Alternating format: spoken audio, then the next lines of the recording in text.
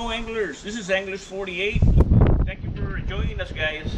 We are here already on a fishing trip for this morning.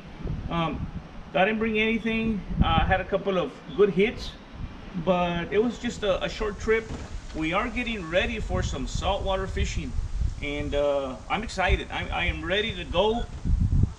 And this is gonna be an interesting fishing trip. It's been a long minute since I've been out saltwater fishing, and we're gonna go wading, right? We're gonna go in my wife's car. So when I go in my wife's car, I don't take the kayak, obviously, although I have thought of putting it up there. She didn't like that idea, but nonetheless, we are ready.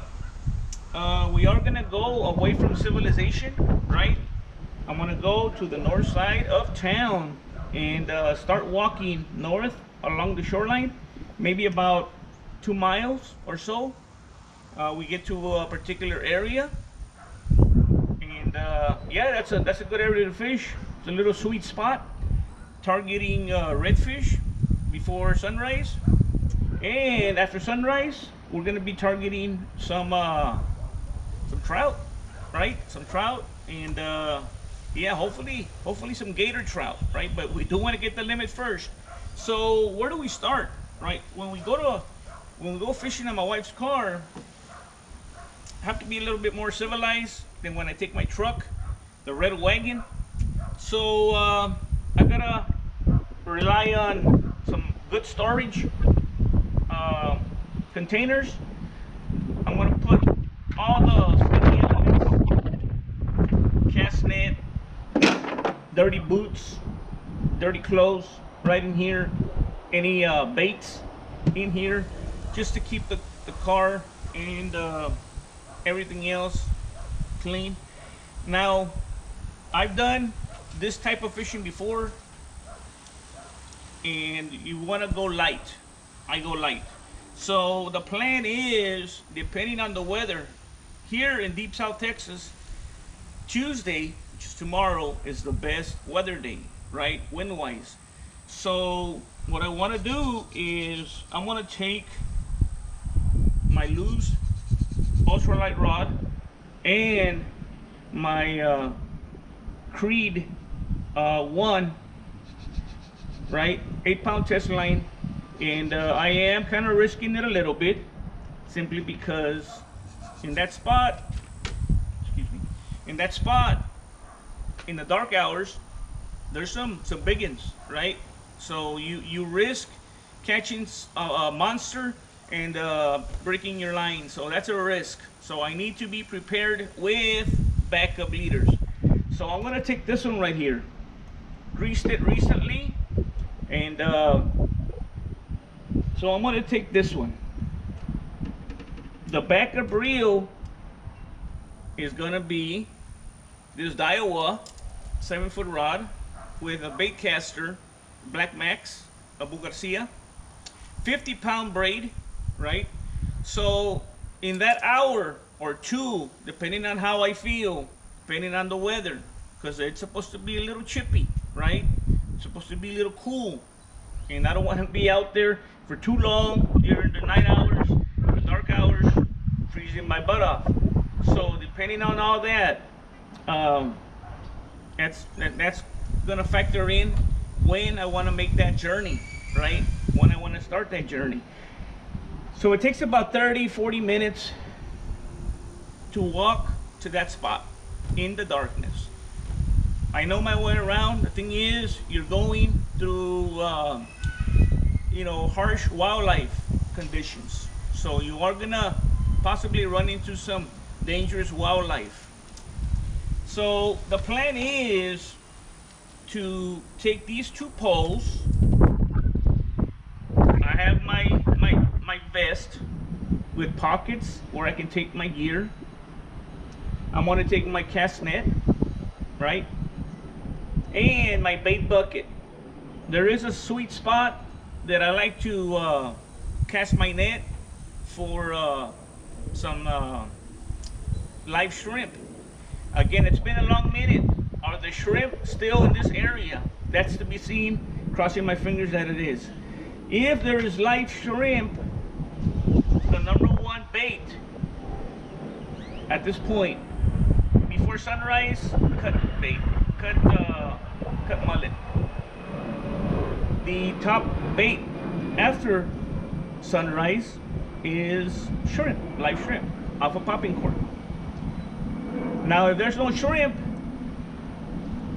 it's going to be artificial. And this is what I'm going to take for artificial. This is my go-to. I would recommend that you go and get this lure, right?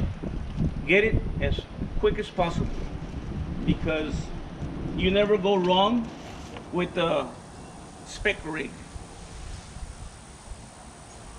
It's a tandem rig, about 30 or 40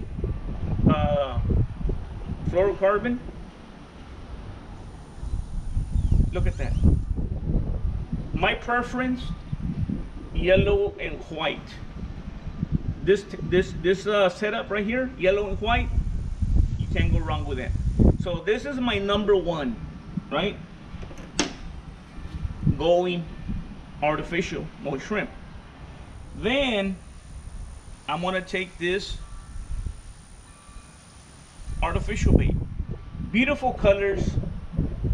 Look at that, sweet, right there. It's not a weedless, but this is the next one that I'm gonna be using. If the morning gets long and I don't get a bite, I have some options. Tandem rig, okay, right there, the plum and the hunter green. And then, last but not least, that's another tandem. So that's gonna be what I'm gonna be doing, the setup. Now, I have in the past gone fishing and I have only taken one pole. But when you go fishing that far, you limit yourself. You don't have those chances, those high chances, right, of catching more fish. When I go on the kayak, I take 4 poles and they're all casted out. Man, you have better chances of one of them getting a takedown. But the good thing about taking this one right here is that the Daiwa rod floats. The Black Max fits nicely in my vest. So when I'm out on the water waiting, casting, I drag the pole along. Something happens to my creed, there's issues, broken line, I get spooled out, I have the backup Black Max right there. So, and what I do is, for the overnight hours, I take this small rod holder, which doesn't weigh very much, and both fishing poles fit in here comfortably. And all I do is just sit back and watch those fish tear into those baits. Wonderful takedowns. Obviously, you can't record overnight, but I've had some massive takedowns at that sweet spot, 2 miles, 2+ miles north of Port Mansfield. It's awesome. The only thing is, no one else is there to see it or congratulate you on that catch, right? So my cooler right here, I already detached. It's a wheeled cooler. Detached the handle on it. That way it'll fit nicely in the back of my car. Right here. Nothing too fancy. I'm not gonna take the waders.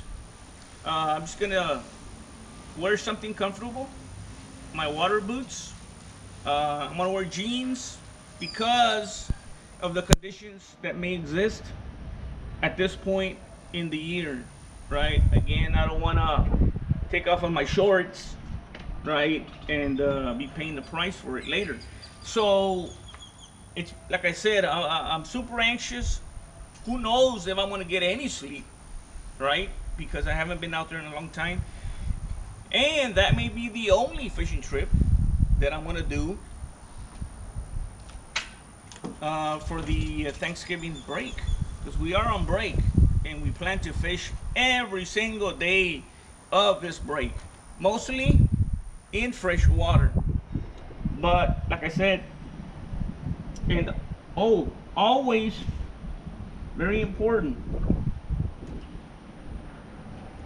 I like to make sure of a couple of things. The batteries on your flashlight are working, that you mark your fishing pole with these are the links right here. 15, right? That's the start for trout here in Texas. 20, that's the start for the end of the size limit for trout and the beginning for reds. And 28, right? So you need at least these, because I've lost measuring tapes while I'm out fishing. Then what do you measure the fish with, right?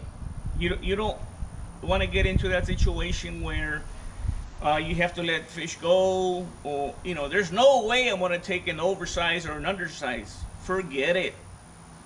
Forget it. So be prepared in that sense. And that's pretty much it, guys. Like I said, anxious to go, but in the meantime, I'm going to do some editing on some other videos. Follow me on Facebook, follow me on Instagram, like and subscribe on YouTube. If you have a fish that you caught and you want to show it off, go to my Facebook page, Anglers 48 Fishing Addict, and upload it there, guys. You're welcome. I've got 3 groups: Anglers 48 Fishing Addict, Anglers 48 Fishing Addict on YouTube, where you can upload your YouTube video to that page, and the Anglers 48 show. You like talking about fishing, anything and everything fishing, upload your podcast, right? That's it. Until next time, from far Texas in Hidalgo County, and lots of love from Captain Tony, my partner in crime. He won't be going with us to Port Mansfield, but he will be there in heart and spirit. Anglers 48 signing off. Thanks for watching.